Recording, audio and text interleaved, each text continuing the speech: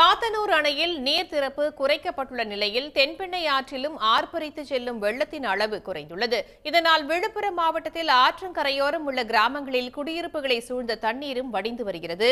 இது தொடர்பாக நமது செய்தியாளர் குணா அளிக்கும் கூடுதல் தகவல்களை பார்க்கலாம். இந்த விழுப்புரம் மாவட்டத்தில் சுமார் 100 கிராமங்களுக்கு மேலாக இந்த தென்பெண்ணையாறின் வழியாக ஊருக்குள் புகுந்திருக்கக்கூடிய அந்த நீர் பல்வேறு விவசாய நிலங்களுக்கும் அதே போன்று குடியிருப்பு பகுதிகளுக்கும் சூழ்ந்திருக்கிறது. கடந்த 4 நாட்களாக இந்த வெள்ளப்பெருக்கு மற்றும் மழை நீர் ஊருக்குள் சூழ்ந்திருந்ததை அடுத்து நேற்று மாலை முதல் இந்த தென்பெண்ணை ஆற்றில் வெள்ளப்பெருக்கு நீரோட்டம் குறைந்து காணப்பட்டது. இதனைத் தொடர்ந்தே ஊருக்குள் இருந்த மழை நீரும் வெள்ள நீரும் மெல்ல மெல்ல வடிய தொடங்கியிருக்கிறது. இருந்தபொழுதும் பல்வேறு கிராமங்களில் இடுப்பளவு நீரும் அதே போன்று முழங்கால் அளவு நீரும் இன்னும் தேங்கிய வண்ணமே இருந்து வருகிறது.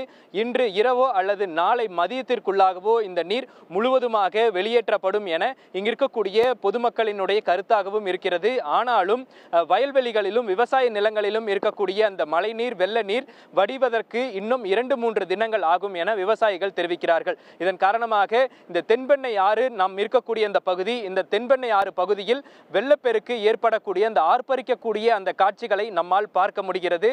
இந்த தென்பெண்ணை ஆற்றின் வழியாக செல்லக்கூடிய இந்த உபரி நீரும் வெள்ள நீரும் கடலில் கலக்கக்கூடிய அந்த நீர் வேகமாக ஆர்ப்பரிக்கக்கூடிய அந்த காட்சி ரம்மியமாக இருந்து வருவதன் காரணமாகவும் இந்த பகுதி தற்பொழுது தடை செய்யப்பட்ட பகுதியாகவும்